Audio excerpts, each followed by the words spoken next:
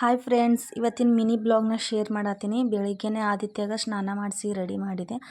ಅದಾದ್ಮೇಲೆ ಸಂಡೇ ಆಗಿರೋದ್ರಿಂದ ಪೂಜಾನ್ ಸ್ಕೂಲ್ ರಜೆ ಇತ್ತು. ಅವಳೇ ಬ್ಲಾಗ್ ಮಾಡತ್ತಿದ್ಲು. ಮತ್ತು ಮಧ್ಯಾಹ್ನ ಊಟಕ್ಕೆ ಚಪಾತಿ, ಎಗ್ ಮತ್ತು ಆಲೂಗಡ್ಡೆ ಪಲ್ಯ. ಮತ್ತು ಅದೆಲ್ಲ ಆದಮೇಲೆ ಗ್ಯಾಸ್ ಸ್ಟವ್ ಕ್ಲೀನ್ ಮಾಡಿ, ಮತ್ತು ಇದು ನೈಟ್ ರಾಜು ಅವ್ರು ಬರುವಾಗ ಚಿಕನ್ ತೊಗೊಂಡು ಬಂದಿದ್ರು. ಚಿಕನ್ ಕಬಾಬ್ ಮಾಡಿಕೊಡು ಅಂಥೇಳಿ ಅವ್ರಿಗೆ ಚಿಕನ್ ಕಬಾಬ್ ಸ್ವಲ್ಪ ಸಾಂಬಾರು ಇದೆಲ್ಲ ಮಾಡಿಕೊಟ್ಟು ಎಲ್ಲರೂ ಕೂತ್ಕೊಂಡು ಊಟ ಮಾಡಿದ್ವಿ.